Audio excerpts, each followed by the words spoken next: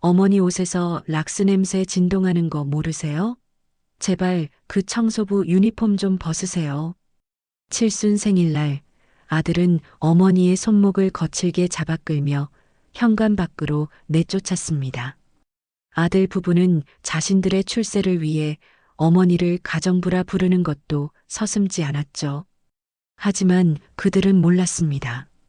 자신들이 그토록 무시했던 어머니의 일터, 그 호텔의 진짜 주인이 누구인지를 이제 모든 것을 되돌려 놓기 위한 어머니의 차가운 복수의 이야기가 펼쳐집니다. 오늘도 사연 시작합니다. 고요한 새벽 5시 최고급 주상복합 아파트의 주방은 이미 환하게 불이 켜져 있었습니다. 박영옥은 칠순의 나이가 무색하게 분주하면서도 정갈한 손길로 아침을 준비하고 있었습니다. 구수한 미역국 냄새가 온 집안에 진동했고 윤기가 흐르는 나물들이 접시 위에서 먹음직스럽게 모양을 갖춰나갔죠. 오늘은 내 칠순이구나. 스스로 차리는 생일상이었지만 영옥의 입가에는 자그마한 미소가 걸려 있었습니다. 거울 속 희끗희끗한 머리카락과 깊어진 주름이 낯설면서도 곧 아들과 며느리가 차려진 밥상에 앉아 환하게 웃어줄 것을 생각하니 마음이 부풀어 올랐습니다. 정확히 아침 7시가 되자 안방 문이 열리고 아들 이상훈이 모습을 드러냈습니다. 40 초반의 다부진 체격에 몸에 딱 맞는 명품 정장을 차려입은 모습은 누가 봐도 잘 나가는 대기업 부장이었습니다. 하지만 그는 주방 쪽을 힐끗 돌아보더니 미간을 사정없이 구겼습니다. 어머니, 또 미역국 끓이셨네요. 상훈이 코를 막는 신용까지 하며 말했습니다. 영옥이 환하게 웃으며 그에게 다가갔습니다. 상훈아, 오늘 내 생일이잖니. 우리 아들 좋아하는 걸로 차려봤는데. 됐습니다. 저 오늘 아침부터 중요한 미팅 있어서 입맛 없어요. 상훈이 거울 앞에서 넥타이를 고쳐 매며 차갑게 대꾸했습니다. 영옥의 얼굴에 서운함이 스쳐 지나갔지만 아들의 바쁜 일정을 이해하려 애썼습니다. 그래도 내가 끓인 미역국 한 숟갈이라도 뜨고 가지 그러니. 시간 없다니까요. 그때 부스스한 파마 머리를 한 며느리 최소미가 하품을 하며 방에서 나왔습니다.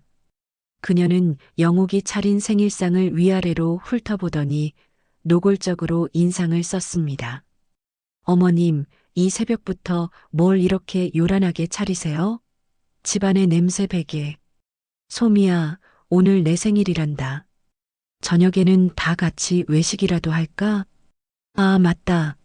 생신. 근데 어쩌죠? 저희 오늘 저녁에 아주 귀한 손님 오시기로 했는데. 물을 마시던 소미가 별일 아니라는 듯 말했습니다. 영옥이 의아한 표정으로 되물었습니다. 손님? 어떤 손님이길래? 아우라 호텔 리모델링 공사건의 실세, 최 상무님이요. 상훈 씨가 올린 공사 견적서에 도장 찍어줄 사람이 바로 그분이란 말이에요. 그분만 우리 편으로 만들면. 아무튼 어머님은 말해도 모르시잖아요. 소미의 목소리에는 숨길 수 없는 욕망과 흥분이 가득했습니다. 상훈도 옆에서 거들었습니다. 그러니까 어머니, 오늘 저녁은 조용히 방에만 계세요. 아셨죠? 그래도 오늘은. 영옥이 아쉬운 마음을 말하려 했지만 아들 부부는 이미 각자 할 일에 정신이 팔려 있었습니다. 상훈과 소미가 나간 텅 빈 집안에서 영옥은 식탁에 홀로 앉아 있었습니다. 스스로 케이크에 촛불을 붙이고 눈을 감고 소원을 빌며 참아왔던 눈물을 흘렸죠. 저녁 6시가 되자 소미는 발을 동동 구르며 현관문이 열리길 기다리고 있었습니다. 그때 현관문이 열리고 소미가 오전에 말한 그 실세라는 최 상무가 들어왔습니다. 어서 오세요, 최 상무님. 소미의 목소리가 한 톤 높아지며 최 상무를 반갑게 맞이했습니다. 곧이어 깔끔하게 차려입은 최 상무는 거실로 들어왔고 상훈도 공손하게 인사하며 그를 안내했습니다. 실례지만 화장실 좀 사용해도 될까요? 최 상무가 화장실로 향한 사이 영옥이 혹시나 하는 마음에 앞치마를 벗으며 거실로 조심스럽게 나왔습니다.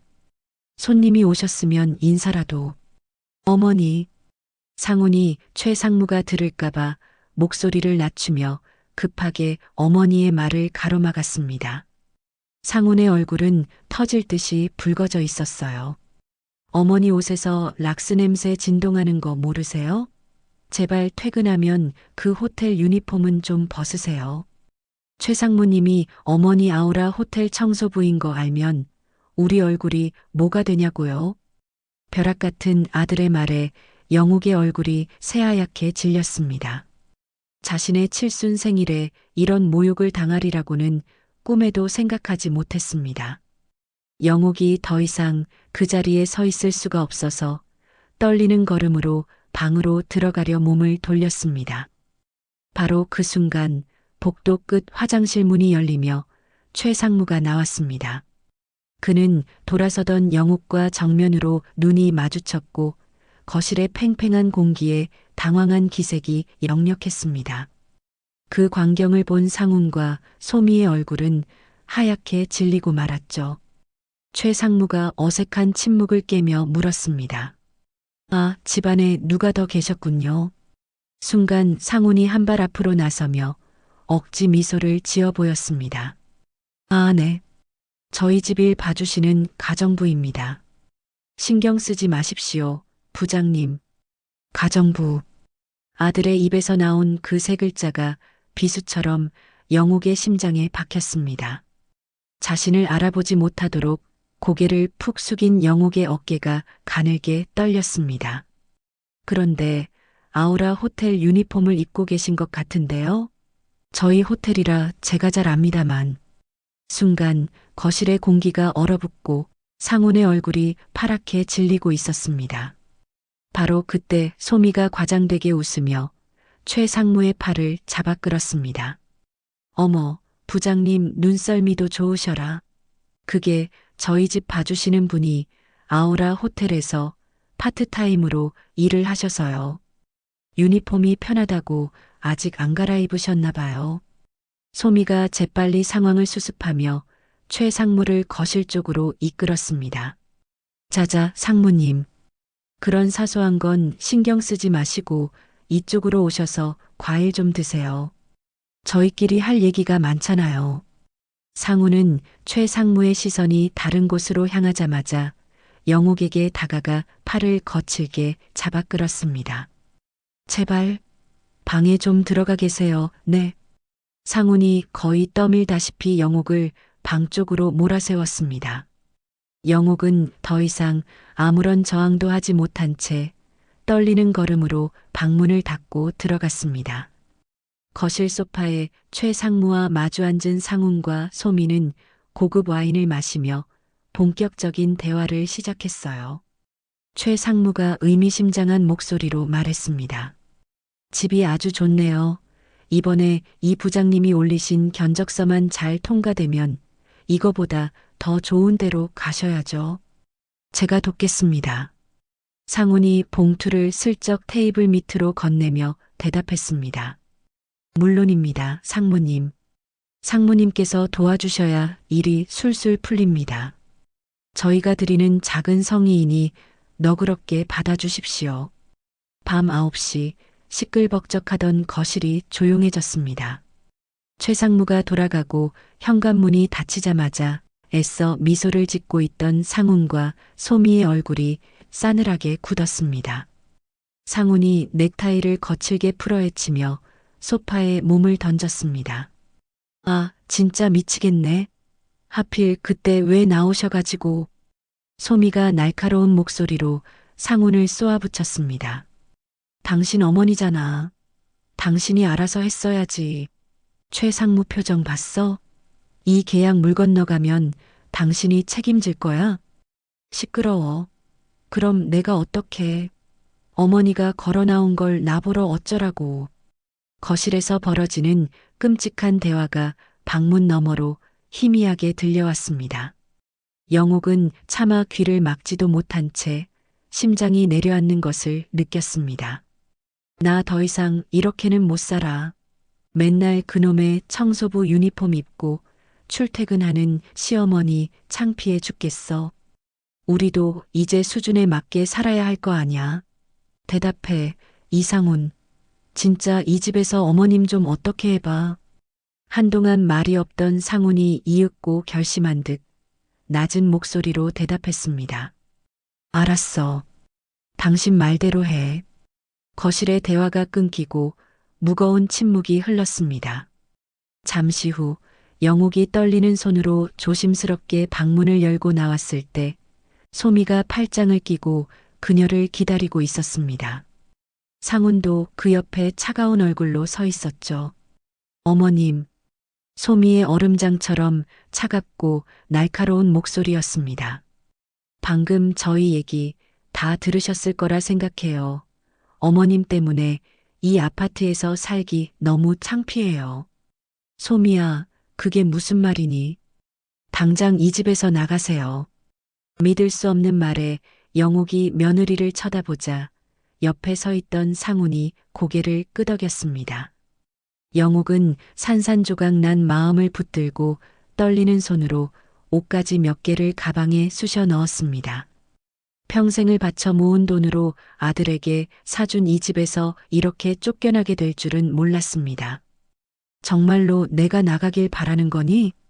마지막으로 희망을 걸고 묻는 영옥의 질문에 상우는 직접 현관문을 활짝 열어 보이며 대답했습니다. 네. 이제 어머니 인생 사세요. 자유롭게. 밤 10시 영옥은 작은 손가방 하나를 든 채 아파트 복도로 밀려났습니다. 등 뒤로 쾅 소리를 내며 문이 닫혔고 이내 문틈으로 두 사람의 높은 웃음소리가 새어나왔습니다. 영옥은 차가운 복도에 서서 한참 동안 그 문을 바라보며 혼자 중얼거렸습니다. 여보, 당신의 예감이 맞았어요. 아들의 진심을 확인하려 시작한 이 일 그 끝이 고작 내 칠순 생일에 쫓겨나는 것이었네요. 70평생 이렇게까지 시리고 아픈 생일은 처음이었습니다. 하지만 잿빛 절망에 빠진 그녀의 눈동자 속에는 무언가 다른 빛이 조용히 타오르고 있었습니다. 차가운 복도에 홀로 남겨진 어머니의 슬픔 따위는 안중에도 없다는 듯 집안은 두 사람의 웃음소리로 가득 찼습니다. 상훈이 소파에 보란 듯이 큰 대자로 드러누우며 외쳤습니다. 아, 속이 다 후련하네. 드디어 해방이다. 소미가 최고급 크리스탈 와인잔 2개를 들고 와 능숙하게 와인을 따르자 짙은 포도 향이 집안을 채웠습니다. 이제 지긋지긋한 락스 냄새, 된장 냄새 안 맡아도 되겠다. 내 코가 비염 수술한 것처럼 뻥 뚫리는 기분이야. 진작에 나가시라고 할걸. 이모집이든 어디든 가 계시겠지. 상훈이 와인잔을 번쩍 들어 올리자 쨍하는 맑은 소리와 함께 두 사람의 잔이 부딪혔습니다. 출세에 대한 욕망으로 번들거리는 두 사람의 눈동자에 거실의 화려한 조명이 비쳤습니다. 앞으로 회사 사람들 이 집에 초대해도 꼴릴 거 하나 없겠어. 안 그래? 당연하지. 의기양양하게 외치던 상훈이 갑자기 표정을 굳히며 와인잔을 3개 내려놓았습니다. 그의 눈빛에는 해묵은 분노와 열등감이 들끓고 있었습니다. 내가 지방 싸구려 모텔 아들이라고 회사에서 얼마나 무시당하고 살았는데. 자기야, 갑자기 무슨 소리야? 소미가 놀란 눈으로 묻자 상훈이 주먹을 꽉 쥐며 목소리를 높였습니다. 입사동기 놈들은 부모백으로 초고속 승진할 때 난 죽어라 실적으로 여기까지 올라왔어. 그런데도 뒤에서는 전부 근본 없는 놈이 운이 좋았다고 수군거려. 내 실력이 아니라고. 상훈이 자리에서 벌떡 일어나 거실을 맴돌며 으르렁거렸습니다. 소미가 상훈의 뒤로 다가가 그의 어깨를 감싸 안았습니다. 말도 안 돼. 누가 그래? 회사에서 당신만큼 유능한 사람이 어디 있다고. 그러니까 더 미치겠는 거야. 어머니의 무능함이 내 출세기를 가로막는 족쇄였다고. 하지만 이제 끝났어. 이번 아우라 호텔 리모델링 견적서만 잘 통과되면 내가 중간에서 먹을 수 있는 돈이 얼마야. 상훈이 테이블을 주먹으로 쾅 내리쳤습니다. 소미가 그의 분노를 부추기듯 그의 팔을 쓰다듬으며 속삭였습니다. 당연히 따내야지. 당신 이사 승진이 걸린 일이잖아. 우리 미래를 위해서라도. 상훈은 언제 그랬냐는 듯 금세 탐욕스러운 미소를 지으며 프로젝트 계획서를 펼쳐 보였습니다. 이것 좀 봐. 이번 리모델링 총 공사비가 500억이야. 500억? 이 중에 50억 정도는 부풀렸으니까. 최 상무 좀 띄워주고 내가 다 먹어버려야지. 대박이네 진짜. 소미의 입이 떡 벌어지고 눈이 동그래졌습니다. 상훈이 계산기를 두드리는 신용을 하며 그녀의 얼굴에 손가락을 흔들었습니다. 이거 잘 되면 우리도 강남 한복판 펜트하우스 주인이 되는 거라고. 펜트하우스? 그럼 나도 이제 사모님 소리 듣는 거야? 임원 사모님이지. 아마 일만 잘 되면 임원으로 승진도 될 거야. 백화점 VIP 라운지는 기본이고 머리부터 발끝까지 명품으로 싹 다 가꿔줄게. 정말? 그럼 나 저번에 잡지에서 봤던 그 다이아 박힌 시계 사도 돼? 당연하지. 넌 그냥 손가락으로 가리키기만 해. 내가 다 사줄 테니까. 두 사람은 서로를 마주보며 한동안 꿈에 부푼 대화를 나눴습니다. 그러다 문득 소미가 걱정스러운 얼굴로 물었습니다. 근데 그거 안 들키고 확실히 할 수 있는 거 맞아? 감사팀 같은 데서 알면 어떡해? 상훈이 의미심장한 미소를 지으며 검지와 엄지를 비벼 보였습니다. 세상에 돈으로 안 되는 게 어디 있겠어. 최 상무만 끝까지 우리 편이면 돼. 큰 공사판이라는 게 다 그렇지.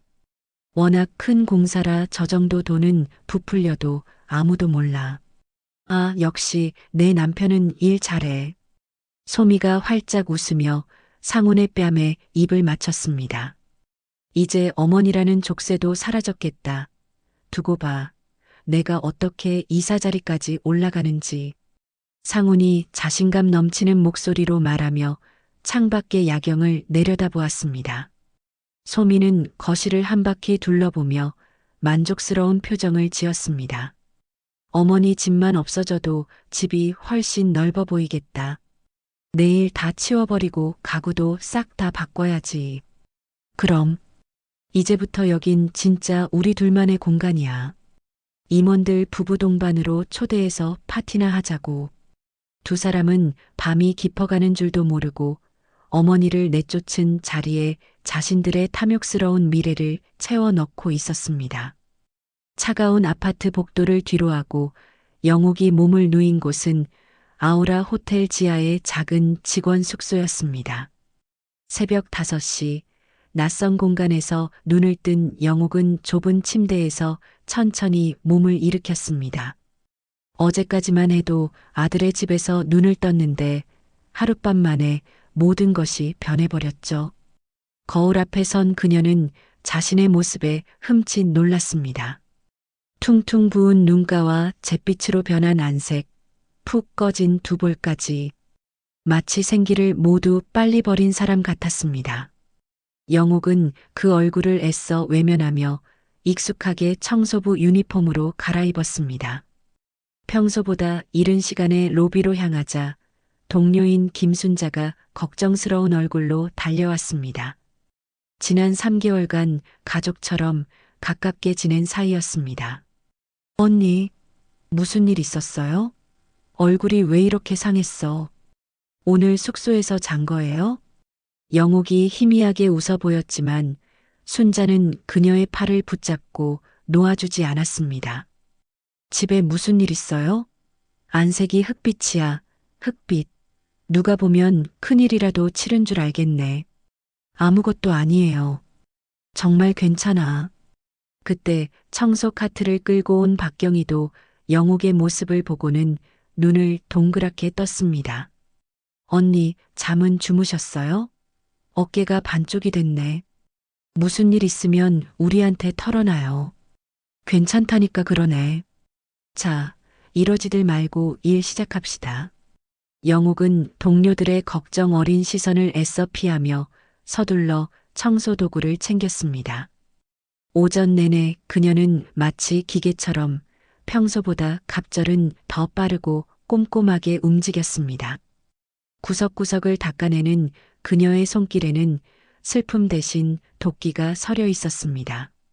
점심시간이 되어 휴게실에 모여 앉았을 때 영옥은 김치와 맨밥뿐인 도시락을 꺼냈습니다. 동료들이 기겁하며 저마다 자신의 반찬을 덜어주려 했습니다. 아이고, 언니. 이게 뭐야? 사람 밥이 아니라 제사상 제밥인 줄 알았네. 이거라도 좀 먹어요. 그러다 쓰러져. 하지만 영옥은 젓가락으로 반찬들을 밀어내며 손사래를 쳤습니다. 됐어요, 됐어. 입맛도 없고 나이 드니까 이 정도면 충분해. 그때 새 아이를 키우고 있는 이정숙이 숟가락을 내려놓으며 깊은 한숨을 내쉬었습니다. 근데 요즘 일이 너무 힘들어 죽겠어요. 어제는 205 진상 손님이 변기 청소 덜 됐다고 소리를 질러서 혼났잖아요. 맞아. 요즘 손님들 왜 이렇게 유난인지 몰라. 근데 세제도 다 떨어졌는데 왜 안 채워주는 거야? 그뿐이에요? 엘리베이터는 맨날 고장이라 이 무거운 카트를 계단으로 끌고 다니잖아요. 내 무릎 진짜 나간다니까. 박경희가 어깨를 주무르며 불평하자 여기저기서 앓는 소리가 터져 나왔습니다. 김치와 맨밥을 꾸역꾸역 넘기던 영옥이 조용히 입을 열었습니다. 그녀의 목소리는 이상할 정도로 차분했습니다. 청소도구는 충분히 지급되고요. 그녀의 진지한 물음에 동료들은 기다렸다는 듯 온갖 문제점들을 쏟아냈습니다. 달아빠진 솔, 고장난 휴게실 에어컨, 물이 새는 직원 화장실까지 영옥은 그 모든 이야기를 말없이 들으며 마음속으로 하나하나 새기고 있었습니다. 오후가 되자 영옥은 청소를 핑계로 호텔 곳곳을 더욱 세심하게 살피기 시작했습니다. 복도 끝 깜빡이는 전등 앞에서는 한참을 멈춰서서 바라보고 제대로 눌리지 않는 엘리베이터 버튼은 몇 번이고 다시 눌러보았죠. 그녀의 눈은 더 이상 슬픔에 젖어 있지 않았습니다. 마치 무언가를 찾는 사람처럼 매섭게 빛나고 있었습니다. 하루 일과를 마치고 다시 지하의 작은 방으로 돌아온 영옥은 낡은 수첩 한 권을 꺼내 들었습니다. 그리고 그날 하루 동료들에게 들었던 이야기들과 자신의 눈으로 직접 확인한 호텔의 문제점들을 한자 한자 꼼꼼하게 적어 내려가기 시작했습니다. 그녀의 손길에는 한치의 망설임도 없었습니다. 다음 날 아침 영옥은 여전히 쑤시는 허리를 부여잡고 호텔 객실 복도의 낡은 카펫 위를 대걸레로 밀고 있었습니다. 같은 시각 호텔 로비 라운지 한쪽에서는 그녀의 아들 상훈이 서류 파일처를 손에 쥔 채 초조하게 누군가를 기다리고 있었습니다. 어머니의 고된 노동과 아들의 검은 거래가 한 건물 안에서 위태롭게 교차하는 순간이었습니다. 이윽고 복도 끝에서 나타난 최 상무가 상훈을 발견하고는 기름진 미소를 지으며 다가왔습니다. 이 부장, 오래 기다렸어요? 아닙니다, 상무님. 드릴 말씀이 있어서 기다리고 있었습니다. 상훈이 땀으로 축축한 손을 바지에 슬쩍 닦으며 품 안에서 준비해 온 서류철을 공손히 내밀었습니다. 상무님, 지난번에 말씀드렸던 공사비 증액 관련 견적서입니다. 검토 한번 부탁드립니다. 최 상무가 서류를 받아들고 훑어보더니 휘파람을 불며 혀를 찼습니다. 허허, 이 부장. 간이 보통이 아니구만. 공사비를 50억이나 부풀렸어? 솜씨가 아주 좋아. 과찬이십니다. 이 정도는 되어야 상무님께 드릴 성의도 두둑해지지 않겠습니까? 상훈이 비굴한 미소를 지으며 대답하자 최 상무가 그의 어깨를 툭 치며 음흉하게 웃었습니다. 좋아, 아주 좋아. 걱정 말고 회사에는 보고 올려. 내가 눈 감고 도장 찍어주면 그걸로 끝나는 거니까. 이 부장은 그저 자재를 값싼 중국산으로 들여놓기만 하면 돼요. 서류상으로는 최고급 이탈리아산 대리석으로 남을 테니 아무도 모를 거야. 최 상무의 말에 상훈의 얼굴에 탐욕스러운 미소가 번졌습니다. 감사합니다, 상무님. 이 은혜는 평생 잊지 않겠습니다. 두 사람이 서로를 마주보며 만족스럽게 웃는 바로 그때였습니다. 복도 저편에서 드르륵 드르륵 하고 청소 카트 바퀴 굴러가는 소리가 들려왔습니다. 두 사람의 고개가 동시에 소리가 나는 쪽으로 돌아갔습니다. 뭐지, 저 사람은? 지금 여기 청소 시간 아닌데. 최 상무가 미간을 찌푸렸습니다. 허리를 깊이 숙인 채 묵묵히 바닥을 닦으며 다가오는 한 중년의 청소부. 상훈의 얼굴은 순간적으로 새하얗게 질려버렸습니다. 자신이 어젯밤 매정하게 쫓아낸 바로 그 어머니 박영옥이었습니다. 상훈의 동공이 지진이라도 난 듯 흔들렸습니다. 최 상무가 눈을 가늘게 뜨고 영옥을 보더니 무릎을 탁 치며 말했습니다. 저 양반 어제 이 부장 집에 있던 그 가정부 아닌가?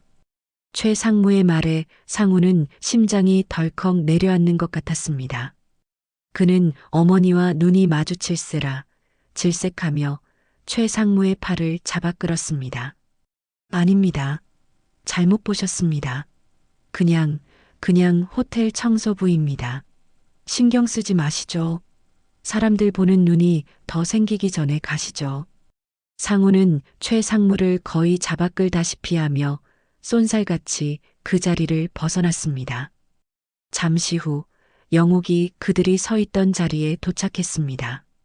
그녀는 달아빠진 대걸레 자루에 기댄 채 저 멀리 사라지는 아들의 뒷모습을 가만히 바라보았습니다.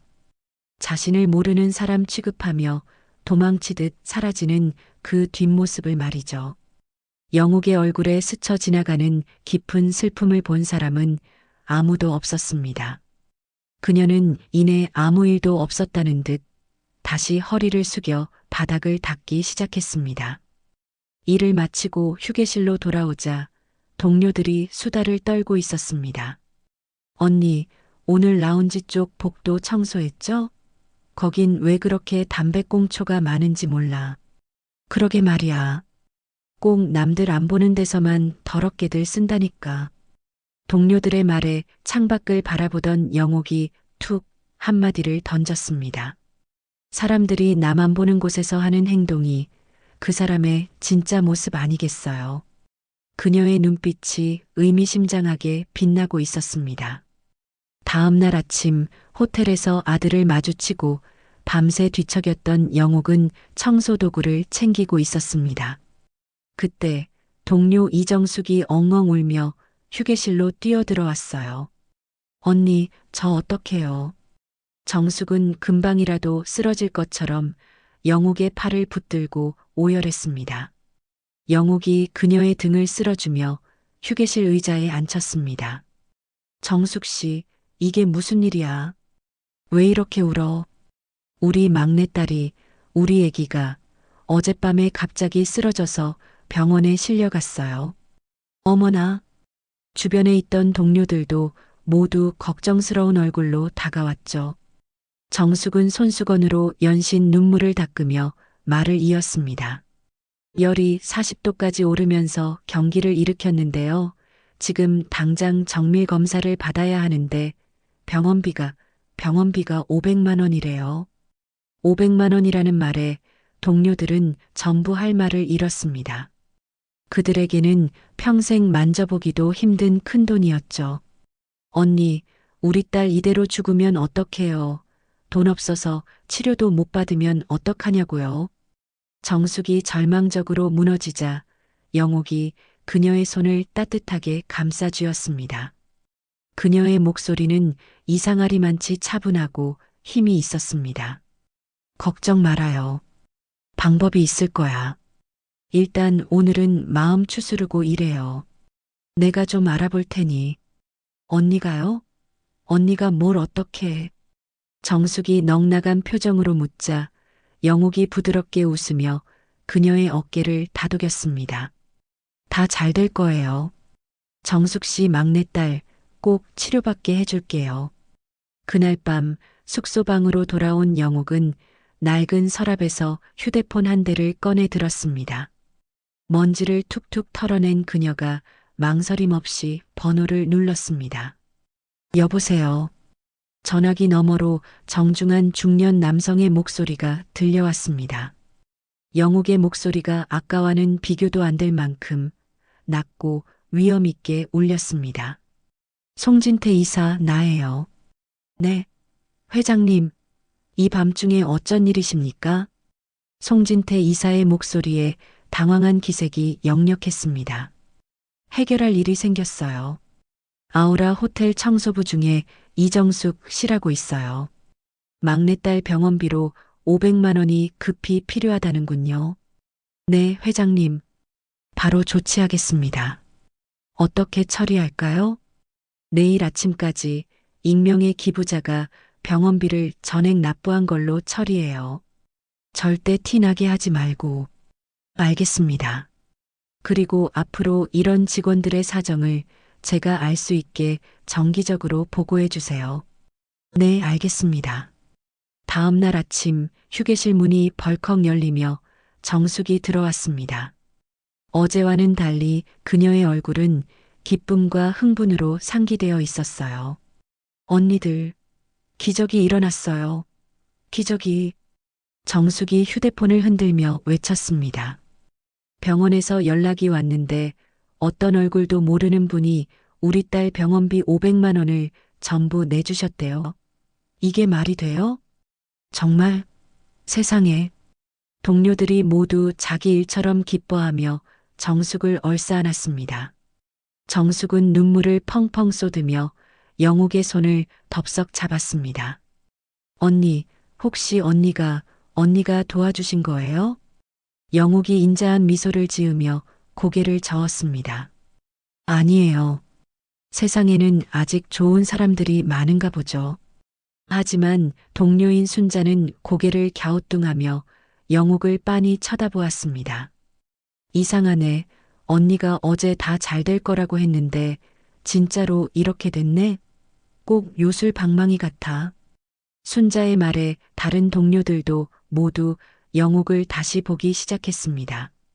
그저 평범한 청소부인 줄만 알았던 영옥에게서 무언가 범상치 않은 분위기가 느껴졌기 때문입니다.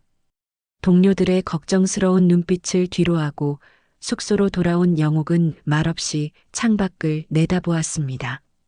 단순한 동정심 때문에 500만 원이라는 큰 돈을 준 것이 아니었습니다. 그 돈에는 지난 20년간 홀로 버텨온 세월의 무게가 담겨 있었죠.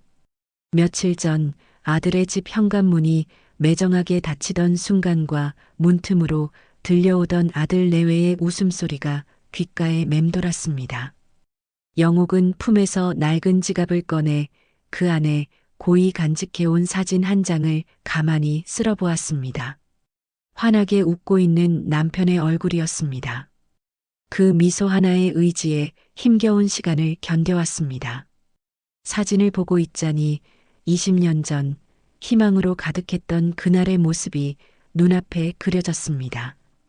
20년 전 지방의 다나 모텔 사무실, 낡은 주판알이 경쾌한 소리를 내며 바쁘게 움직였습니다. 남편 철수가 꼼꼼히 적은 장부를 영옥의 눈앞에 흔들어 보이며 말했습니다. 영옥아, 이것 좀 봐. 이번 달에도 수입이 최고 기록이야.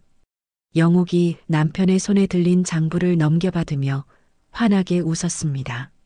어머나, 정말이네. 방이 없어서 손님을 돌려보낼 정도라더니. 철수가 영옥의 어깨를 감싸 안으며 자신감 넘치는 목소리로 말했습니다. 이러다 우리 진짜 부자 되겠어. 그렇지? 당신 덕분이지. 그런데 서울 호텔은 어떻게 알아봤어? 영옥이 넌지시 묻자 철수가 기다렸다는 듯 책상 서랍 깊숙한 곳에서 서류 뭉치를 꺼내 펼쳐 보였습니다. 바로 아우라 호텔 인수 계획서였습니다. 조건이 아주 좋아. 위치도 강남이고 시설도 나쁘지 않아. 철수가 호텔 사진들을 손가락으로 짚어가며 설명했습니다. 우와, 생각보다 훨씬 크네. 우리가 이런 곳을 운영할 수 있을까? 영옥이 걱정스러운 눈으로 사진과 남편의 얼굴을 번갈아 쳐다보았습니다. 그럼 지금처럼 진심으로 손님을 대하면 그 마음이 서울에서도 통할 거야. 철수가 영옥의 손을 잡으며 안심시켰습니다. 돈은 정말 충분해? 우리 상훈이 대학 등록금도 마련해야 하는데. 영옥이 계산기를 가져와 다시 한번 두드려보며 물었습니다. 걱정하지 마. 은행에서도 대출 승인 났다고 연락 왔어. 철수가 대출 서류를 흔들어 보이며 의기양양하게 말했습니다. 그럼 우리 상훈이 대학 등록금도 걱정 없겠네. 영옥이 그제야 안심하며 미소 지었습니다. 당연하지. 우리 아들 원하는 대학 어디든 보내줘야지. 철수가 아들 이야기를 하며 흐뭇한 표정을 지었습니다. 하지만 그 행복은 오래가지 않았습니다. 며칠 후 철수가 갑자기 쓰러졌습니다. 병원 응급실의 하얀 벽을 배경으로 의사가 무거운 표정으로 입을 열었습니다. 급성 심근경색입니다. 상태가 매우 위중합니다. 네. 그럼 수술하면 살 수 있는 거 아닌가요? 제발 살려만 주세요, 선생님. 영옥이 떨리는 목소리로 의사의 팔을 붙잡고 애원했습니다. 의사가 고개를 저으며 대답했습니다. 이미 손 쓸 수 있는 시기가 지났습니다. 마음의 준비를 하시는 게 좋겠습니다. 그 말을 끝으로 영옥의 세상이 무너져 내렸습니다. 산소호흡기의 의지에 힘겹게 숨을 쉬는 철수가 영옥의 손을 붙잡았습니다. 영옥아, 아우라 호텔 계약하는 거 말이야. 여보, 지금 그런 걱정은 하지 마. 당신이 나아야 같이 하지. 영옥이 눈물을 흘리며 남편의 말을 막았습니다. 아니야, 내가 못할 수도 있어. 당신이라도 꼭 해야 해. 철수가 가쁜 숨을 몰아쉬며 간절하게 말했습니다. 나는 아무것도 몰라.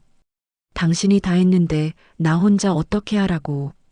영옥이 고개를 저으며 울먹였습니다. 할 수 있어. 당신은 나보다 강한 사람이잖아. 우리 꿈이었잖아. 포기하면 안 돼.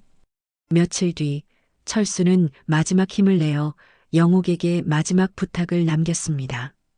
그의 눈빛은 아들을 향한 걱정으로 가득 차 있었습니다. 여보, 우리 상훈이 그 녀석을 마지막까지 지켜봐줘. 상훈이가 왜? 무슨 말이야? 영옥이 남편의 말뜻을 이해하지 못하고 되물었습니다. 혹시라도 저 녀석이 돈 때문에 우리를 찾는 건 아닌지, 진심으로 부모를 생각하는 놈인지 당신이 꼭 확인해줘.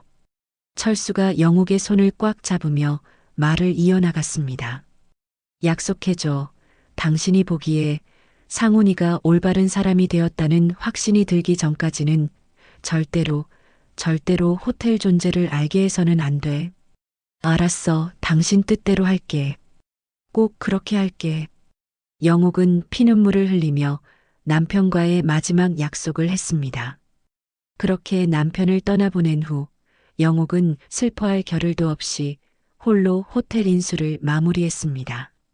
영옥은 남편과 함께 모텔을 운영해왔던 노하우를 발판 삼아 아우라 호텔의 규모를 점점 키워나갔습니다. 그리고 동시에 아들을 속이기 위한 길고 외로운 싸움을 시작했습니다. 그녀는 아들에게 평생 지방에서 작은 모텔을 운영하는 초라한 어머니로 남았고, 상우는 무려 20년 동안 그 거짓말을 단 한 번도 의심하지 않았습니다. 특히 상우는 결혼할 무렵에는 눈물까지 글썽이며 어머니에게 매달렸습니다. 어머니, 평생 제가 호강시켜 드릴게요.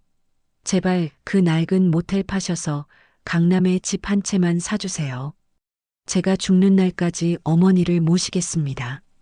그렇게 평생 모시겠다던 아들은 어머니의 마지막 재산이라 믿었던 모텔 판 돈으로 지금의 강남 아파트를 얻었습니다. 그리고 3개월 전, 영옥은 남편의 유언을 지키기 위한 마지막 시험을 시작했습니다. 아들 상훈이 영옥에게 돈을 요구하자 모텔을 팔아 집을 해줘서 이제 가진 돈이 한 푼도 없다. 그리고 호텔 청소부로 일을 할 거다라고 선언한 것이었죠. 아니나 다를까 돈줄이 끊긴 아들은 어머니를 짐짝 취급했습니다.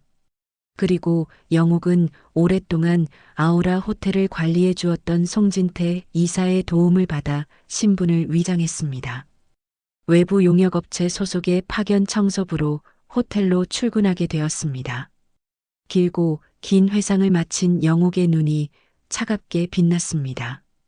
남편의 걱정은 현실이 되었고 아들은 결국 시험을 통과하지 못했습니다. 영옥은 휴대폰을 들어 익숙한 번호를 눌렀습니다.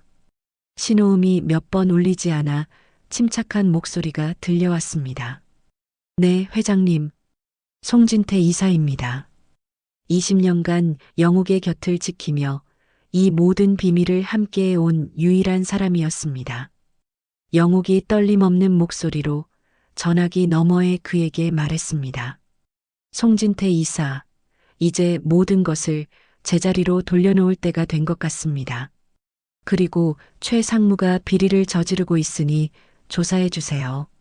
모든 것을 제자리로 돌려놓겠다는 영옥의 선언은 곧바로 실행에 옮겨졌습니다.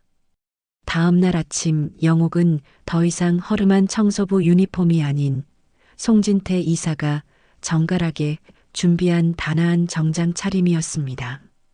그녀는 낡고 축축한 지하 직원 숙소 복도를 지나 서비스 엘리베이터를 타고 호텔의 심장부로 향했습니다. 로비층에서 내려 임원 전용 엘리베이터로 갈아타자 호텔의 공기부터가 달라졌습니다. 차가운 형광등 불빛은 따스한 간접 조명으로 소독약 냄새는 값비싼 방향제 향으로 바뀌었습니다. 임원 비서들은 처음 보는 영옥의 모습에도 그녀 옆을 묵묵히 따르는 송진태 이사의 존재감에 눌려 고개만 숙일 뿐이었습니다. 마침내 호텔 최상층에 위치한 거대한 원목 문 앞에 섰습니다. 지난 20년간 단 한 번도 열어보지 않았던 회장실의 문이었습니다. 송 이사가 문을 열자 마치 시간이 멈춘 듯한 공간이 드러났습니다. 창문을 통해 쏟아지는 아침 햇살이 공기 중에 떠다니는 먼지들을 신비롭게 비추고 있었습니다. 영옥은 남편의 온기가 남아있는 듯한 거대한 회장석에 천천히 다가가 손으로 의자의 부드러운 가죽을 쓸어보았습니다. 창밖으로는 그녀와 남편이 피땀 흘려 이룩한 도시의 전경이 아득하게 펼쳐져 있었죠. 그녀는 속으로 남편에게 말을 걸었습니다. 여보, 보고 있나요? 내가 이 자리에 다시 앉습니다. 슬퍼하기 위해서가 아니라 당신의 뜻을 바로 세우기 위해서. 영옥이 마침내 의자에 몸을 묻자 거대했던 의자는 이상하게도 그녀의 몸에 꼭 맞았습니다.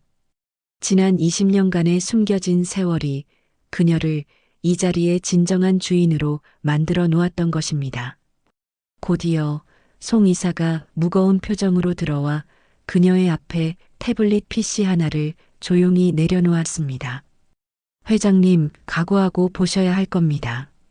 이 영상은 저희 보안팀에서 최 상무의 동향을 주시하던 중 확보한 것입니다. 마음이 많이 아프실 겁니다. 송 이사의 말에 영옥이 말없이 고개를 끄덕였습니다.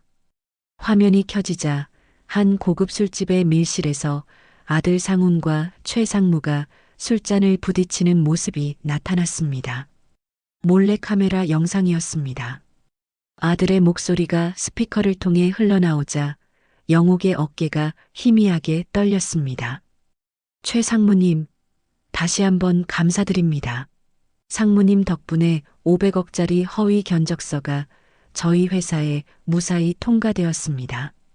이제 아우라 호텔에서만 최종 승인해 주시면 다 끝납니다. 상훈이 최 상무에게 연신 허리를 숙이며 아첨했습니다. 최 상무는 만족스러운 얼굴로 위스키 잔을 흔들며 물었습니다. 허허, 뭘. 이 부장 덕에 나도 섭섭지 않게 챙기겠지. 그나저나 자네 정말 대단한 친구야. 어떻게 자재비를 50억이나 부풀릴 생각을 했나? 서류상으로는 전부 이탈리아 최고급 대리석으로 꾸민다고 올려놨습니다.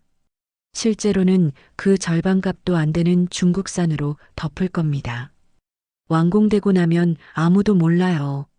그 차액만 50억입니다. 아버지가 촌스럽게 정직하게만 사업하시니 평생 모텔 주인밖에 못하신 겁니다. 시대가 변했죠. 요즘엔 이렇게 해야 큰 돈을 버는 겁니다.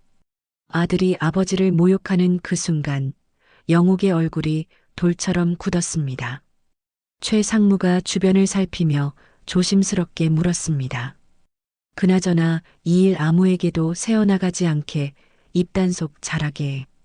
최 상무의 말에 아들 상훈이 기다렸다는 듯 비열한 웃음을 지으며 대답했습니다.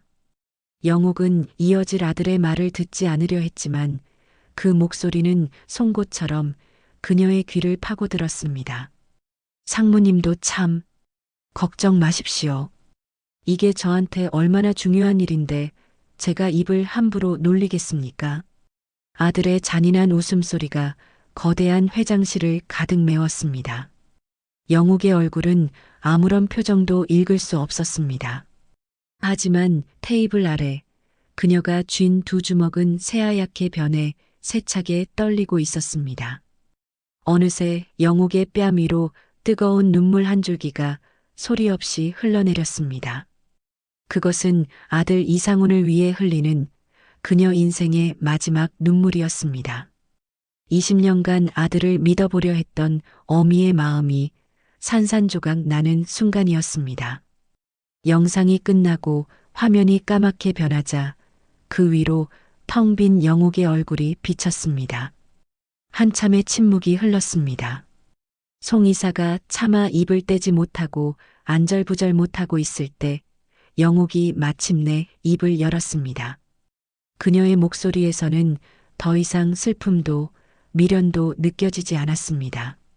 얼음보다 차갑고 강철보다 단단한 목소리였습니다. 송 이사. 네, 회장님. 내일 오후 2시 인테리어 계약서 최종 보고 회의 예정대로 진행하세요. 내가 참석할 겁니다. 그녀의 눈빛은 모든 것을 끝낼 준비가 된 사람의 것이었습니다. 아들을 심판하기로 결심한 영옥의 밤이 고통 속에서 지나갈 무렵 아들 상훈의 아침은 샴페인을 터뜨리기 직전의 흥분으로 가득 차 있었습니다. 그는 거울 앞에서 최고급 넥타이를 매며 장차 임원이 될 사람의 위험 있는 표정을 연습하고 있었습니다. 그의 입가에서는 승리를 확신하는 콧노래가 흘러나왔죠. 자기야, 오늘 정말 대박 나는 날 맞지? 나 어때? 상훈이 정장 재킷을 입으며 소파에 앉은 아내 소미에게 물었습니다. 소미는 태블릿 PC로 강남의 최고급 펜트하우스 내부를 구경하며 건성으로 대답했습니다. 당연하지. 최 상무님이 우리 편인데 뭐가 걱정이야. 이봐, 우리 50억 생기면 수영장 딸린 여기로 이사 갈까? 아니면 한강이 바로 보이는 저기로 갈까? 뭘 고민해. 하나는 우리가 살고 하나는 주말마다 파티하는 용도로 쓰면 되지. 50억이야, 50억. 상훈이 두 주먹을 불끈 쥐며 의기양양하게 외쳤습니다. 소미가 상상만 해도 즐거운지 까르르 웃음을 터뜨렸습니다. 나도 그럼 오늘부터 진짜 임원 부인 소리 듣는 거네. 당장 백화점 VIP 라운지부터 등록해야겠다. 당연하지. 우리 이제 상류층이야, 상류층. 상훈이 소미의 어깨를 감싸 안으며 으쓱했습니다. 두 사람은 서로를 바라보며 이미 모든 것을 다 가진 사람들처럼 오만한 웃음을 주고받았습니다. 오후 1시 30분, 상훈과 소미는 아우라 호텔 로비에 나타났습니다. 머리부터 발끝까지 명품으로 치장한 두 사람은 마치 개선장군처럼 당당한 걸음걸이로 로비를 가로질렀습니다. 로비 바닥을 열심히 닦고 있는 청소부들을 지나치며 상훈이 일부러 들으라는 듯 소미의 귀에 속삭였습니다. 봐, 저기 청소하는 사람들. 우리는 이제 저런 사람들과는 다른 세상에 사는 거야. 소미가 경멸적인 시선으로 청소부들을 훑어보며 코웃음을 쳤습니다. 맞아. 이제 우리를 섬기는 사람들이지. 어머님도 저기 어디에선가 저러고 계시겠네. 두 사람은 자신들의 발밑에서 땀 흘리는 사람들을 내려다보며 우월감에 젖어 있었습니다. 임원 전용 엘리베이터에 올라탄 상훈이 거울에 비친 자신의 모습을 만족스럽게 바라보았습니다. 엘리베이터가 마침내 최상층에 도착하자 거대한 회장실의 위용에 두 사람의 얼굴에 잠시 긴장감이 스쳤습니다. 하지만 그것도 잠시. 문을 열고 들어선 순간 넓은 회의실 중앙에 앉아 여유롭게 그들을 맞이하는 최 상무의 모습에 긴장은 눈 녹듯 사라졌습니다. 상무님, 안녕하십니다. 상훈이 90도로 깊게 인사하며 외쳤습니다.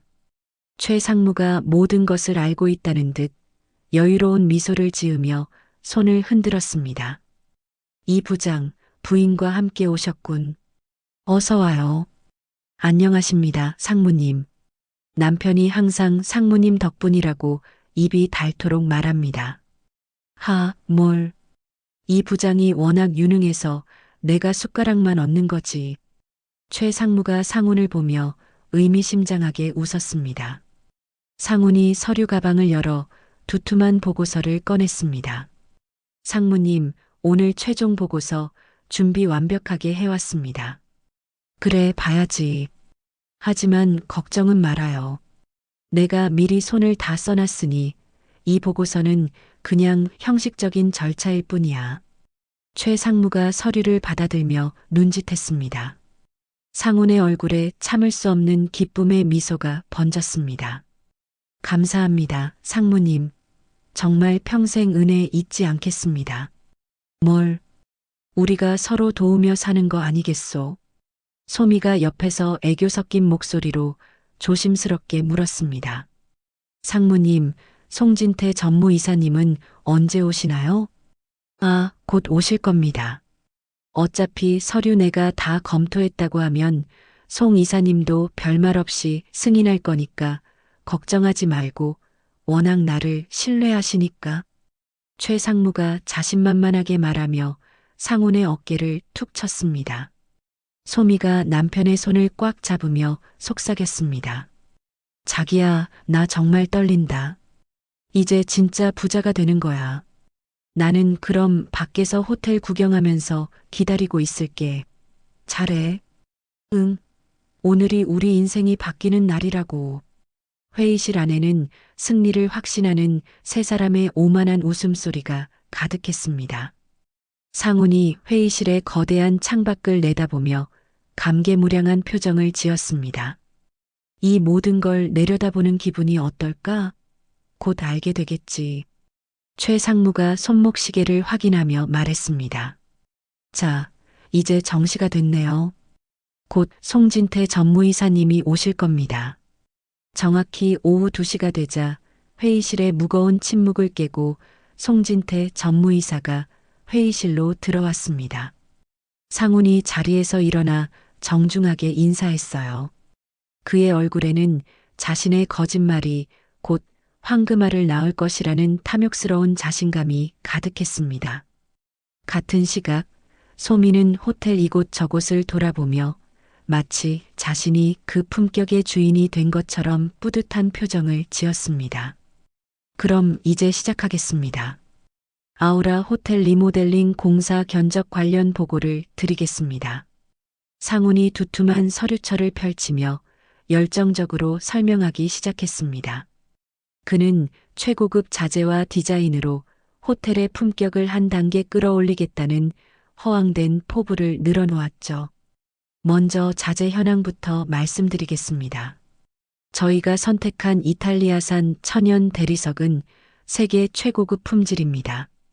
단가가 높아 보일 수 있지만 호텔의 품격을 위해서는 꼭 필요한 투자라고 판단했습니다.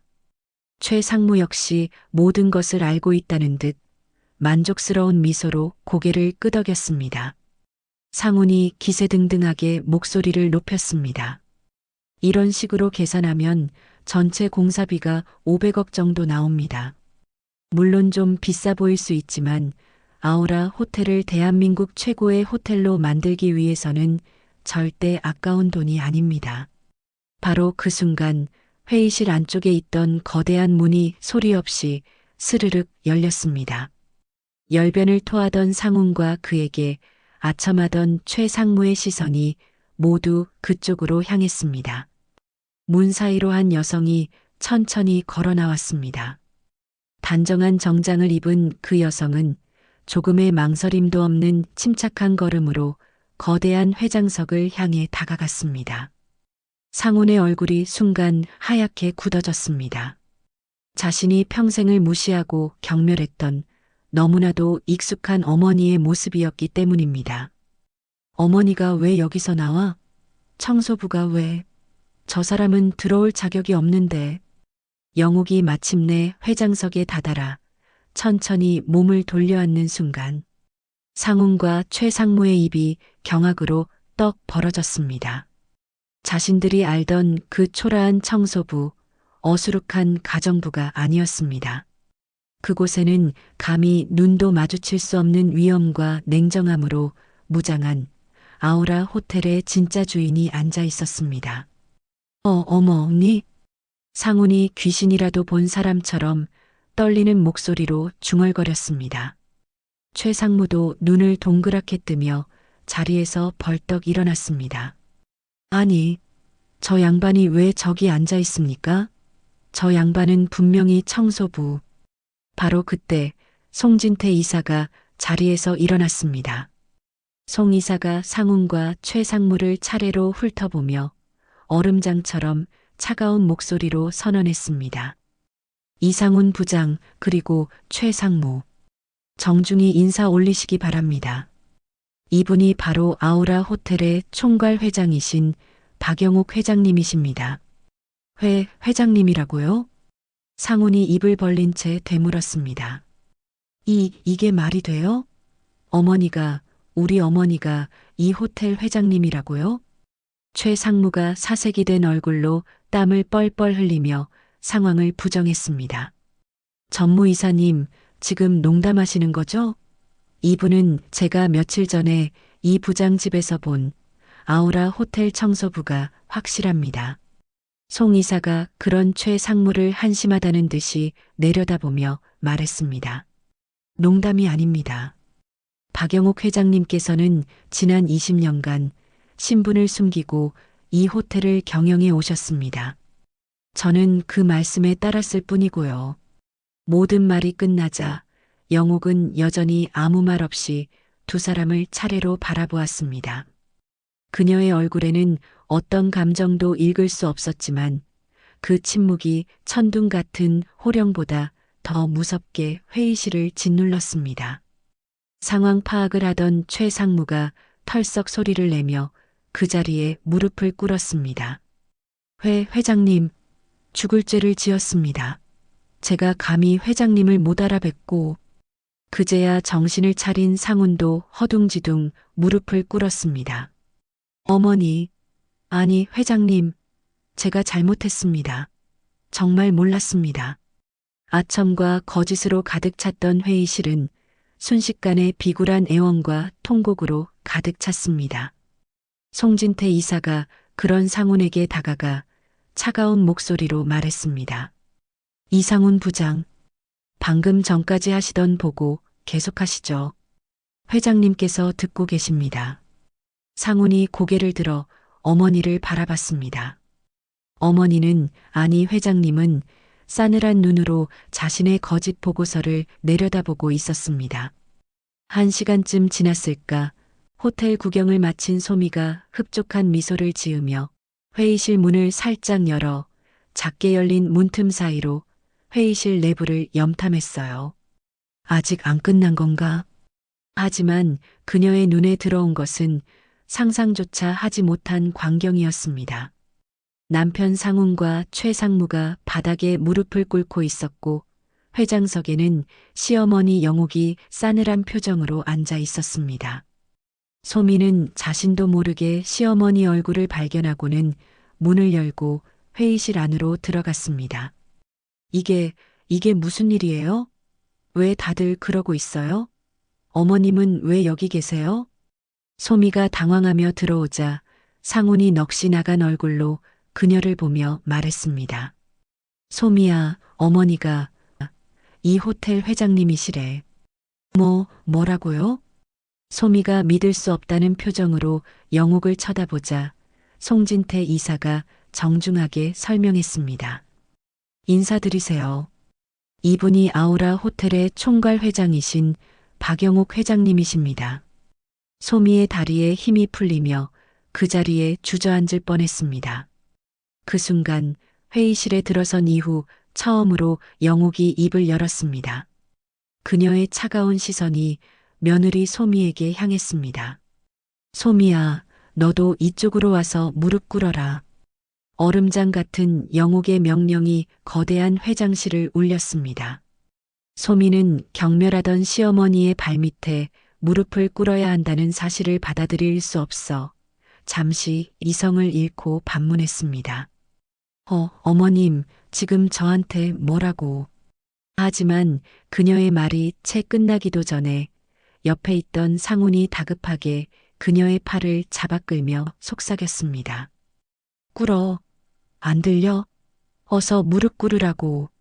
남편의 절박한 외침에 소미는 결국 힘없이 무릎을 꿇었습니다. 자신의 승리를 위해 가장 화려하게 차려입었던 원피스가 차가운 대리석 바닥 위에서 처참하게 구겨졌습니다. 그녀의 자존심도 함께였습니다. 상황 파악이 가장 빨랐던 것은 역시 며느리인 소미였습니다.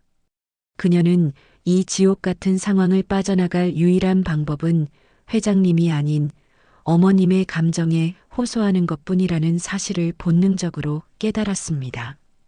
어머님, 회장님, 제가 죽을 죄를 지었습니다. 소미는 무릎으로 기어가 영옥의 발치에 엎드렸습니다.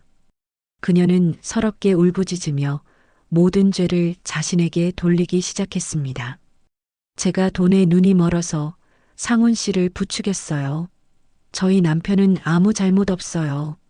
다 제가 더 좋은 집에 살고 싶어서, 더 비싼 가방을 메고 싶어서 이 못난 며느리가 남편을 망쳤습니다. 제발 저 하나만 벌하시고 어머님의 아들인 저희 남편만큼은 제발 용서해 주세요. 소미의 연기가 시작되자 상훈도 뒤늦게 정신을 차리고 어머니의 바짓가랑이를 붙잡고 애원했습니다. 그의 애원은 변명과 자기 연민으로 가득 차 있었습니다. 어머니, 제가 잘못했습니다. 제가 아버지처럼 대단한 사람이 못 돼서 지방 모텔 아들이라고 무시당하는 게 너무 싫어서 그래서 잠시 눈이 멀었습니다. 어머니, 한 번만, 불쌍한 이 아들, 딱 한 번만 용서해 주세요, 네? 최 상무 역시 바닥에 머리를 박고 용서를 빌었지만 영옥의 귀에는 아무 소리도 들리지 않았습니다. 그녀는 눈앞에서 벌어지는 비굴한 연극을 차갑게 내려다보며 마음속으로 20년 전에 떠난 남편을 불렀습니다. 아들의 울음소리와 며느리의 통곡 소리가 아득하게 멀어져 갔습니다. 여보, 보고 있나요? 당신이 그토록 걱정하던 우리 아들이 지금 내 발밑에서 저렇게 거짓 눈물을 흘리고 있습니다. 하지만 저 아이 역시 당신과 나의 아들이겠지요. 내가 저 아이에게 당신을 대신해주는 마지막 기회를 주려고 합니다. 만약 저 아이가 이 기회마저 자기 발로 걷어찬다면 그때는 나도 더는 미련 갖지 않겠습니다. 오랜 침묵 끝에 영욱의 목소리가 그들의 울음소리를 갈랐습니다. 그녀의 목소리는 조용했지만 회의실의 모든 소리를 압도했습니다. 너희들이 한 짓 내가 모두 다 알고 있다. 그녀는 무릎 꿇은 세 사람을 차례로 훑어보며 그들의 죄를 읊었습니다. 허위 견적서로 호텔 돈 50억을 빼돌리려 한 사실. 어떻게 다 아시는 거지? 상훈과 소미의 얼굴이 새하얗게 질렸습니다. 영욱이 마침내 결심한 듯 자리에서 일어났습니다. 하지만 나는 회장이 아닌 너희들의 엄마로서 마지막 기회를 주겠다. 절망에 빠져있던 두 사람의 얼굴에 희미한 희망이 떠올랐습니다. 영욱의 선고가 이어졌습니다. 24시간을 준다. 24시간 안에 너희가 제출한 허위 견적서를 모두 철회하고 부정한 계획을 전부 바로잡은 뒤 검찰에 가서 자수해라. 상훈이 너네 회사에 가서도 이 사실을 보고하고. 상훈이 절망적인 얼굴로 고개를 들었습니다. 어머니, 그건 저 사문서 위조로 처벌받으라는 말씀이지 않습니까? 이게 회사에 알려지면 저 잘려요, 어머니. 영욱이 아들의 눈을 똑바로 바라보며 말했습니다. 그것이 내가 어머니로서 너에게 줄 수 있는 마지막 잡이다. 그리고 이건 최상무에게도 해당됩니다. 영욱은 그 말을 끝으로 더 이상 아무런 미련도 없다는 듯 차갑게 돌아섰습니다. 송 이사가 그녀의 뒤를 따랐고 회의실의 거대한 문이 닫혔습니다. 텅 빈 공간에 남겨진 세 사람은 망연자실한 표정으로 서로를 바라볼 뿐이었습니다. 회의실을 나온 송 이사가 물었습니다. 괜찮으십니까, 회장님? 경찰에 자백하면 업무상 횡령 미수죄로 처벌받게 될 겁니다. 회장님 마음이 안 좋으실 텐데 다른 방법을 생각해 보시면 어떨까요? 잘못을 했으면 처벌을 받아야지요. 스스로 잘못을 뉘우치고 자수하면 법원에서 형을 크게 줄여주거나 정상 참작의 여지가 매우 커질 겁니다. 감옥에 갈 일을 집행유예 등으로 막을 수도 있겠죠. 제가 저 아이에게 어머니로서 줄 수 있는 마지막 기회입니다.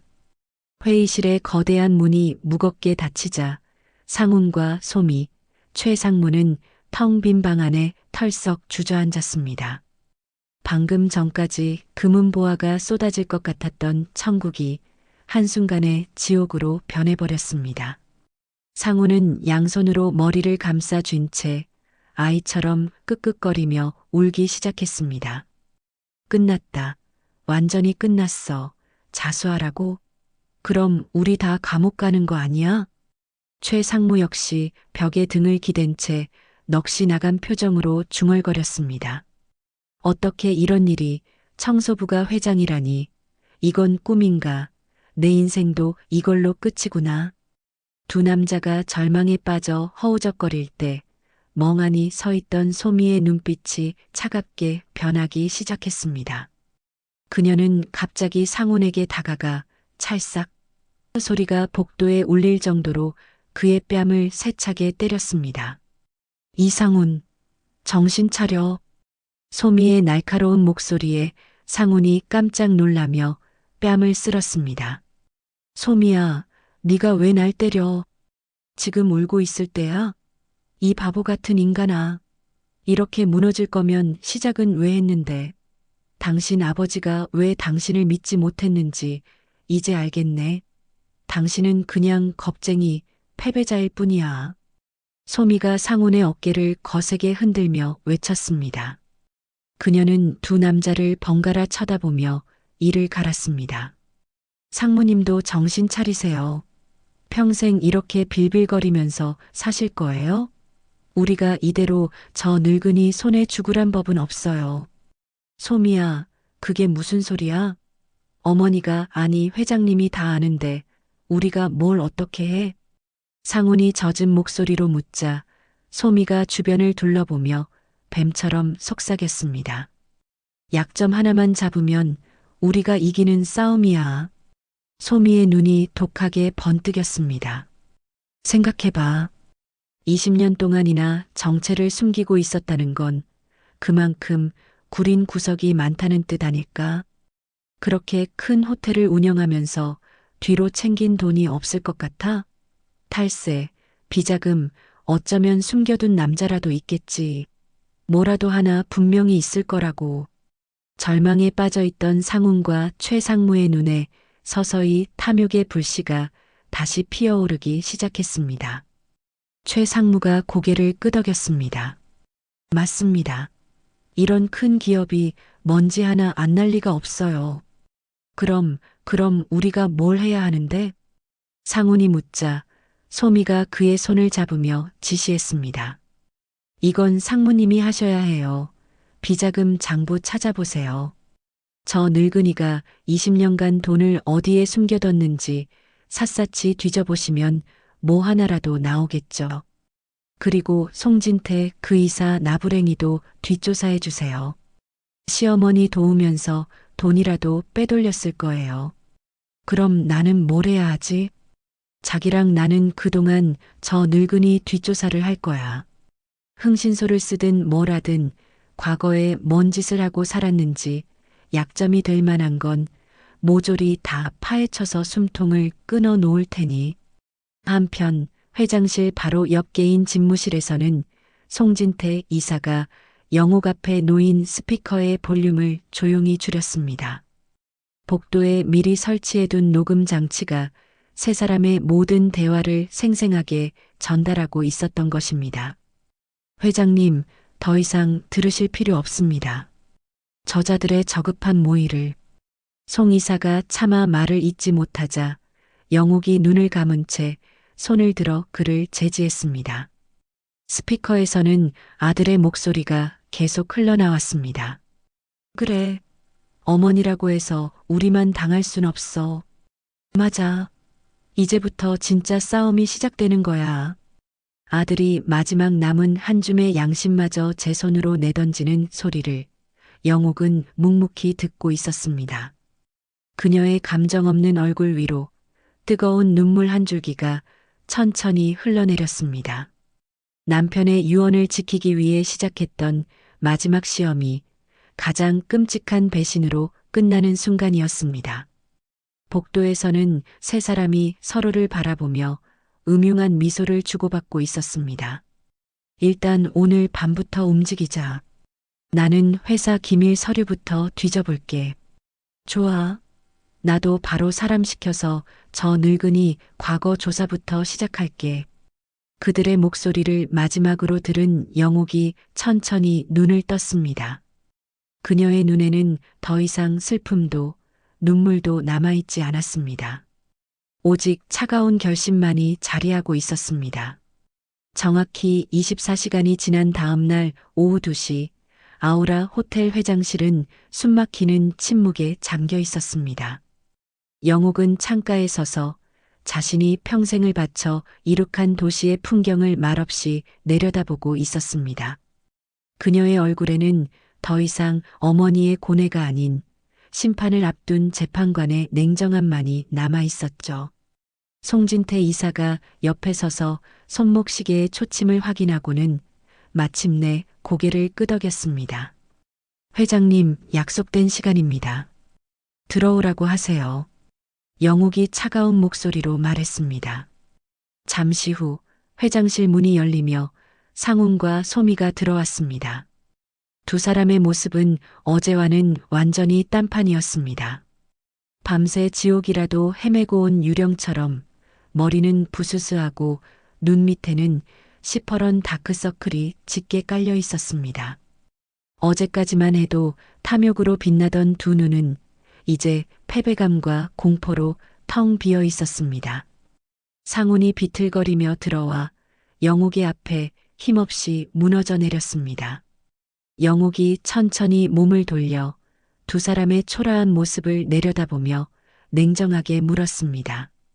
24시간 안에 자수하라고 했을 텐데 결과는 어떻게 됐지? 상훈이 고개를 푹 숙인 채 떨리는 목소리로 대답했습니다. 저 좀 살려주세요, 어머님. 어머님 아들이잖아요.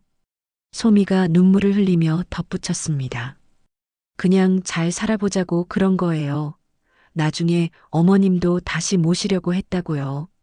그들의 입에서 나온 것은 반성이 아닌 자신들의 변명뿐이었습니다. 상훈이 바닥에 이마를 대고 울부짖었습니다. 저희가 미쳤었습니다. 어머니 약점을 찾겠다고 이제 저희는 어떻게 합니까? 어머님, 제발 한 번만, 제발 한 번만 봐주세요. 저희가 정말 어리석었습니다. 소미가 손을 비비며 애원했습니다. 영옥이 책상 서랍을 열어 두터운 파일 하나를 꺼내 테이블 위로 미끄러뜨렸습니다. 스윽 하는 소리가 정적을 갈랐습니다. 그게 뭔데요? 상훈이 고개를 들며 물었습니다. 영옥이 얼음처럼 차가운 목소리로 말했습니다. 너희들이 어제 복도에서 나눈 대화 녹취록이다. 상훈과 소미의 얼굴이 새하얗게 변했습니다. 영옥이 파일을 펼쳐 그들의 목소리를 흉내내듯 나지막이 읽기 시작했습니다. 약점 하나만 잡으면 우리가 이기는 싸움이야. 나는 그동안 저 늙은이 뒷조사를 할 테니 너희가 한 말이 맞나? 상훈이 완전히 무너져 바닥에 주저앉았습니다. 끝났다. 정말 끝났어. 영옥이 자리에서 일어나 창가로 걸어가며 아들에게 등을 보인 채 마지막 말을 건넸습니다. 이상훈 씨. 그녀는 더 이상 아들아라고 부르지 않았습니다. 네. 당신을 아들이라고 부르는 건 오늘이 마지막입니다. 영옥의 차가운 선언이 회장실을 얼어붙게 만드는 바로 그 순간 회장실 문이 벌컥 열리며 정장을 입은 수사관들이 들이닥쳤습니다. 검찰청에서 나왔습니다. 이상훈 씨, 최영철 씨 횡령 및 배임 혐의로 긴급 체포합니다. 수사관들이 수갑을 들고 들어오자 상훈이 공포에 질린 얼굴로 뒷걸음질 쳤습니다. 철컥하는 소리와 함께 그의 손목에 차가운 수갑이 채워졌습니다. 그 순간 옆에 있던 소미가 갑자기 눈을 뒤집으며 비틀거렸습니다. 안 돼. 이럴 수는 없어. 어머님 아들이 잡혀가잖아요. 소미의 몸이 휘청거리더니 그대로 바닥에 쓰러졌습니다. 밤새 헛수고한 충격과 완전한 몰락의 절망감에 기절해버린 것입니다. 상훈이 아내의 모습을 보며 울부짖었습니다. 소미야, 여보. 하지만 수사관들은 상훈을 냉정하게 끌고 나갔습니다. 회장실에는 바닥에 쓰러진 소미와 창가에 미동도 없이 서 있는 영옥, 그리고 그 옆을 지키는 송진태 이사만 남았습니다. 아들의 울부짖음에도 영옥은 끝내 뒤돌아보지 않았습니다. 그로부터 정확히 1년이 지난 어느 화창한 봄날, 아우라 호텔은 완전히 새로운 모습으로 다시 태어나 있었습니다. 비리와 탐욕으로 얼룩졌던 과거를 벗고 가장 일하기 좋은 기업으로 연일 신문에 오르내렸죠. 로비에는 직원들의 밝은 웃음소리가 가득했고 호텔 곳곳에는 따뜻하고 활기찬 분위기가 느껴졌습니다. 회장 박영옥은 집무실이 아닌 엘리베이터를 타고 지하 1층으로 향했습니다. 1년 전에는 어둡고 퀴퀴한 창고였던 그곳에는 햇살이 가득 들어오는 넓고 쾌적한 직원 식당이 자리하고 있었습니다. 식당 입구에서 영옥을 본 김순자가 환한 얼굴로 손을 흔들었습니다. 회장님, 어서 오세요. 순자 씨, 오늘 점심 뭐예요? 냄새가 좋은데. 영옥이 환하게 웃으며 물었습니다. 박경희가 식판을 들고 다가와 자랑스럽게 말했습니다. 회장님, 오늘은 갈비찜이에요. 주방장님이 회장님 오신다고 아침부터 푹 고왔어요. 영옥이 다른 직원들과 똑같이 식판을 들고 줄을 서자 새로 들어온 젊은 직원들이 신기한 듯 쳐다보았습니다. 그런 그들에게 이정숙이 으쓱하며 설명해 주었습니다. 우리 회장님은 원래 저러셔. 높은 사람들하고 밥 먹는 것보다 우리랑 같이 먹는 걸 더 좋아하시거든. 영옥이 음식을 받아들고 늘 앉던 창가 자리에 앉았습니다. 예전 청소부 동료들이 모두 모여 앉는 그 자리였습니다. 그녀가 숟가락을 들자마자 동료들의 칭찬이 쏟아졌습니다. 회장님, 어제 발표하신 육아휴직 3년 연장 정책 정말 최고예요. 제가 다른 호텔 다니는 친구들한테 얼마나 자랑했는지 몰라요. 직원들이 마음 편하게 아이를 키울 수 있어야 회사도 성장하는 거 아니겠어요? 영옥이 따뜻하게 웃으며 대답했습니다. 경희가 고개를 끄덕이며 덧붙였습니다. 맞아요. 그리고 청소 카트도 전부 허리 안 아픈 신형으로 바꿔주시고 휴게실에 안마 의자까지 들여놓으셨잖아요. 한참 동안 화기애애한 대화가 오가던 중 정숙이 진지한 표정으로 영옥을 바라봤습니다. 회장님, 근데 정말 궁금한 게 있어요. 왜 이렇게 저희하고만 식사하세요? 다른 높은 이사님들은 왜 안 만나시고요? 정숙의 질문에 다른 동료들도 모두 궁금하다는 듯 고개를 끄덕였습니다. 영옥이 잠시 숟가락을 내려놓고 동료들의 얼굴 하나하나를 따뜻한 눈으로 바라보았습니다. 자신이 가장 힘들고 초라했을 때 밥 한 숟갈이라도 더 챙겨주려 했던 그 얼굴들이었습니다. 여러분들이 제 진짜 가족이니까요. 네, 진짜 가족이요? 순자가 놀라며 되물었습니다. 네, 제가 가장 어둡고 추운 곳에 있을 때 제 곁을 지켜준 사람들이잖아요. 피를 나눈 혈육보다 더 소중한 내 진짜 가족들이죠. 영옥의 진심 어린 말에 동료들의 눈가가 촉촉해졌습니다. 그녀는 비로소 과거의 상처에서 벗어나 새로운 행복을 찾은 듯 보였습니다. 점심의 온기가 채 가시지 않은 오후, 영옥은 다시 아우라 호텔의 총괄 회장으로 돌아와 있었습니다. 회장실로 들어온 송진태 이사가 정중하게 고개를 숙이며 보고를 시작했습니다.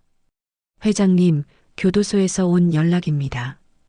이상훈 수감인이 면회를 간절히 신청했습니다. 송 이사의 보고에 영옥은 서류에서 눈을 떼지도 않은 채 나지막이 대답했습니다. 거절하세요. 앞으로도 그 어떤 연락도 받지 않겠다고 전해주시고요. 그녀의 목소리에는 한치의 망설임도 감정의 동요도 없었습니다. 송 이사가 다음 서류를 넘기며 보고를 이어갔습니다. 다음은 최소미 씨 관련 동향 보고입니다. 현재 변두리 식당에서 허드렛 일을 하며 고되게 지내고 있다고 합니다. 영옥은 잠시 펜을 내려놓고 창밖을 바라보았습니다. 하지만 그녀의 시선은 과거가 아닌 현재의 빛나는 호텔을 향해 있었습니다. 알겠습니다. 그들의 삶은 이제 그들의 몫이겠지요.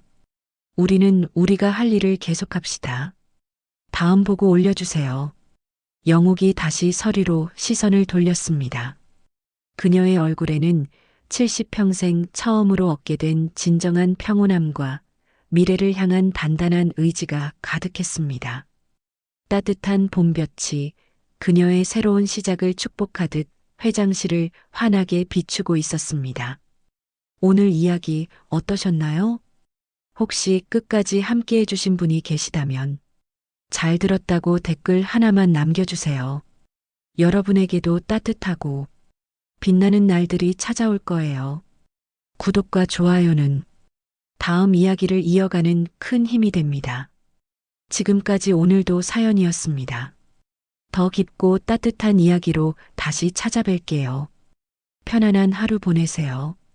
감사합니다.